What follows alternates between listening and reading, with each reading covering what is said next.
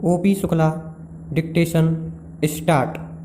सभापति जी, कल 16 फरवरी को हुए मतदान में आसाम, उत्तर प्रदेश, बिहार और दिल्ली के 222 उम्मीदवारों के भविष्य का फैसला मतपेटियों में बंद हो गया। बिहार और उत्तर प्रदेश में छुटपुट हिंसा वारदातों को छोड़कर शेष सभी जगह सामान्यतः मतदान सामान्य रहा। जैसी कि आशा की जा रही थी कि बिहार में कुछ घटनाएं हो सकती हैं, वहाँ चुनावी हिंसा में 22 व्यक्ति मृत हो गए और सैकड़ों घायल अवस्था में अस्पतालों में भर्ती कराए गए। कुछ मतदान केंद्रों पर मतपत्र फाड़ दिए गए और कुछ केंद्रों पर से असामाजिक तत्व मतपेटियां लूटकर ले गए। इन मतदान केंद्रों पर निर्वाचन आयोग ने पुनः मतदान का फैसला लिया है और संभवतः 22 फरवरी को वहाँ पुनः मतदान होगा। पूर्णविराम पैरा। निर्वाचन आयोग ने पहले से ही तय कर लिया था कि जो प्रदेश आबादी एवं क्षेत्रफल की दृष्टि से बड़े हैं, वहाँ 2 चरणों में मतदान कराया जाएगा। उन्हीं बड़े प्रदेशों में बिहार तथा उत्तर प्रदेश की गिनती भी आती है। द्वितीय चरण का मतदान 22 फरवरी को होगा, जिसकी व्यापक तैयारी आयोग ने पूरी कर ली है। कुछ एक पहाड़ी इलाकों के मतदान केंद्रों पर जहां आवागमन की सुविधा नहीं है और मतदान दलों को पैदल ही यहाँ जाना पड़ता है, वहाँ के लिए मतदान दल निर्वाचन सामग्री लेकर रवाना भी हो गए हैं और शेष मतदान केंद्रों पर मतदान दल 19 फरवरी को रवाना होंगे। साथियों, इलाहाबाद उच्च न्यायालय ने अपना आदेश देकर पुनः पुरानी सरकार को बहाल करके यह सिद्ध कर दिया कि भारतीय न्याय प्रणाली चुस्त दुरुस्त और सर्वोपरि है। यह बात और है कि दूसरा पक्ष सुप्रीम कोर्ट जाने की बात कह रहा है, परंतु देर रात 48 घंटे की अवधि उपरांत श्री पाल ने अपनी कुर्सी पुराने मुख्यमंत्री को खाली कर दी है और वे अब अकेले रह गए हैं। पहले वे राज्य मंत्रिमंडल में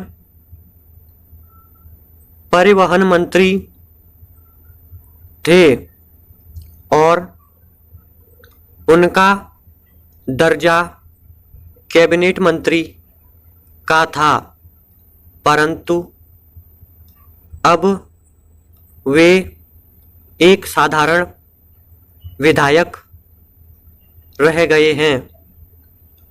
सबसे दुखदायक बात तो यह है कि उनके 12 साथी मंत्री पद पर आसीन होने के लिए उन्हें छोड़कर अपनी पुरानी सरकार में वापस चले गए। यही नहीं, उनका कहना है कि हम पाल के प्रोपेगेंडा में शामिल नहीं थे, हम तो कल्याण सिंह जी के साथ थे और हमने अपनी उपस्थिति राजभवन में राज्यपाल के सामने अपनी सरकार के समर्थन में दी थी। वैसे श्री कल्याण सिंह पुराने भाजपाई हैं, उनकी अपनी सूझबूझ है और उनके कार्यों का समर्थन भाजपा शीर्ष भी करता है और वे उत्तर प्रदेश के मामलों में निर्णय लेने हेतु पूर्ण रूप से स्वतंत्र एवं सक्षम हैं। आपने पहले सुना होगा कि इसके पूर्व भी केंद्र ने उन्हें हटाने की साजिश की थी,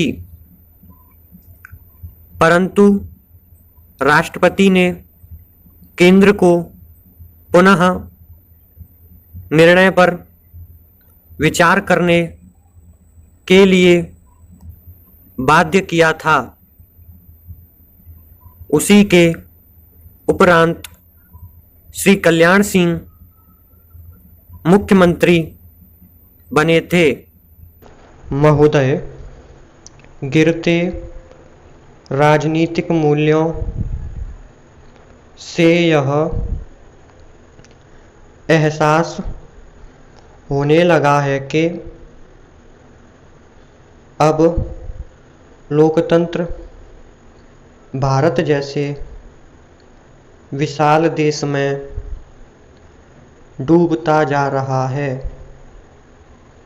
मैंने स्वयं कई समाचार पत्रों का अध्ययन किया और उनमें पाया कि उत्तर प्रदेश में जो स्थिति राज्यपाल महोदय ने मतदान के एक दिन पूर्व निर्मित की, वह भारत ही नहीं समूचे विश्व में एक अनूठी घटना है, जिसने मतदान के ठीक एक दिन पूर्व शासन की सारी मशीनरी को ठप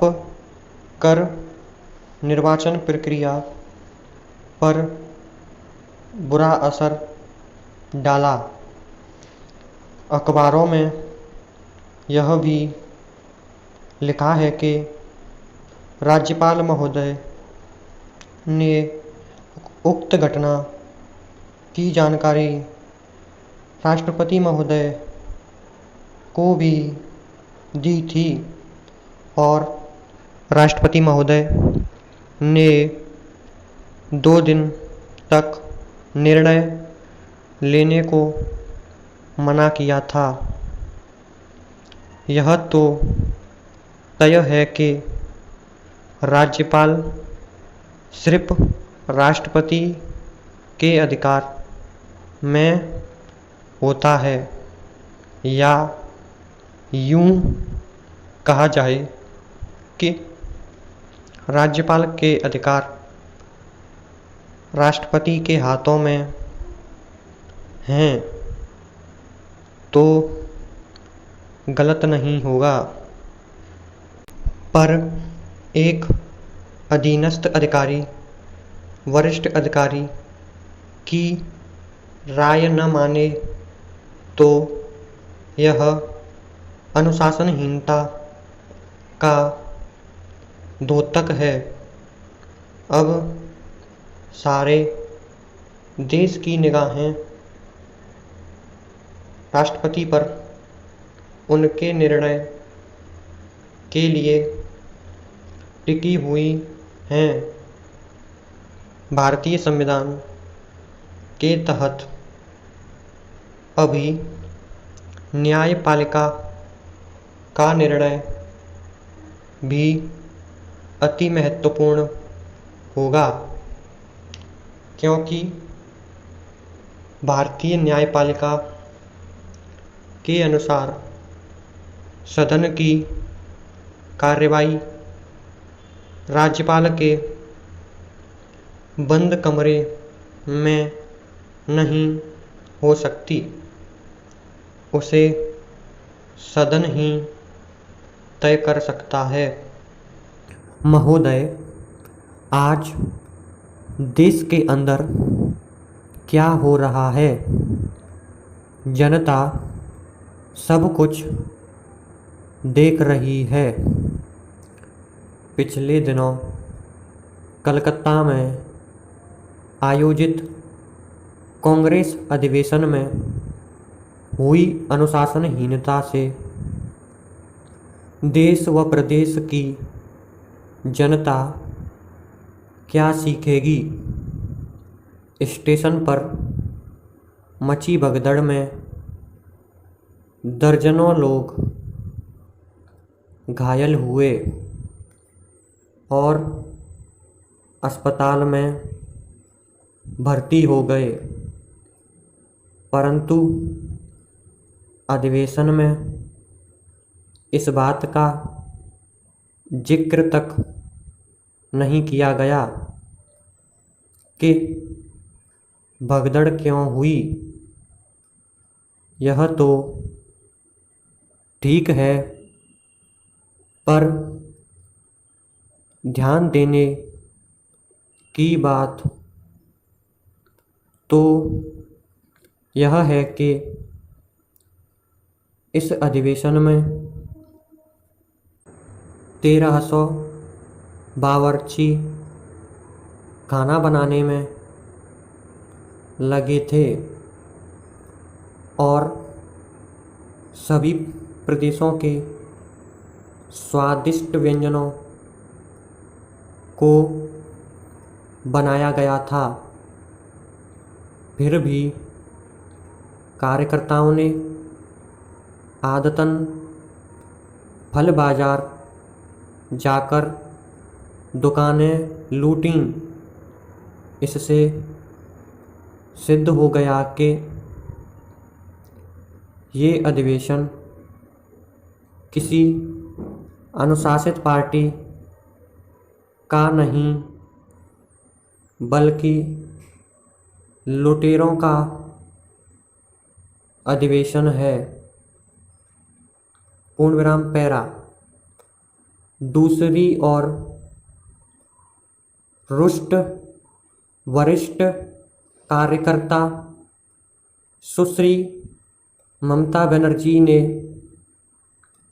एक अलग मंच का संबोधन करते हुए वहाँ जाकर जो भाषण दिया उसे भीषण भीड़ ने ध्यानपूर्वक सुना और कांग्रेस का एक विधिवत आयोजन हो गया। यह बात और है कि इस अधिवेशन में सोनिया गांधी की तस्वीर टांगी गई क्योंकि उन्होंने इस अधिवेशन में अपनी उपस्थिति जताने की मौन सहमति दे दी थी। पूर्णविराम पैरा। इस अधिवेशन का महत्व इस दृष्टि से अधिक है कि इसमें पूर्व प्रधानमंत्री श्री नरसिम्हा राव द्वारा निकाले हवाला मंत्री श्री सिंधिया अर्जुन सिंह को पार्टी में शामिल कर मंच पर बोलने की अनुमति प्रदान की। महोदय, मैं बहुत दिनों से प्रयास कर रहा हूँ कि आरक्षण की परिभाषा कहीं मिले। रेलवे आरक्षण तो पहले से कराया जाता है, परंतु आरक्षण की मांग आरक्षी व्यक्ति करता है, परंतु शासन आरक्षण दे रहा है, जबकि किसी वर्ग विशेष द्वारा यह मांग नहीं की जाती है। इससे साफ जाहिर है कि एक पक्ष तो उदासीन है, पर सत्तासीन लोग जो अपने निहित स्वार्थों एवं वोट के उस वर्ग का मन जीतना चाहते हैं, आरक्षण की उस वर्ग के लिए मांग करते हैं। शासन भी बिना विचार के आरक्षण दे देता है। विकलांग आरक्षण ऐसा एक आरक्षण है जो मानवीय नियमों का पालन करते हुए दिया गया है और समाज में उन्हें उठाने की या बढ़ाने की आवश्यकता थी, परंतु अन्य मामलों में यह देश और इसका बहुसंख्यक समाज सहमत नहीं है, क्योंकि यह एक ऐसा मामला है जिससे लोगों को कानूनी तौर पर विभक्त किया गया है और कटुता के बीज खुलेआम बोए गए हैं। अब आप आरक्षण की तालिका का अवलोकन करें तो पाएंगे कि जातिगत, धर्मगत और वर्ग विशेष का आरक्षण बढ़ता ही चला जा रहा है, जबकि आबादी के हिसाब से उस कौम के लोगों का प्रतिशत उतना नहीं है जितना कि कौम विशेष को आरक्षण दिया जा रहा है। पूर्ण विराम, स्टॉप।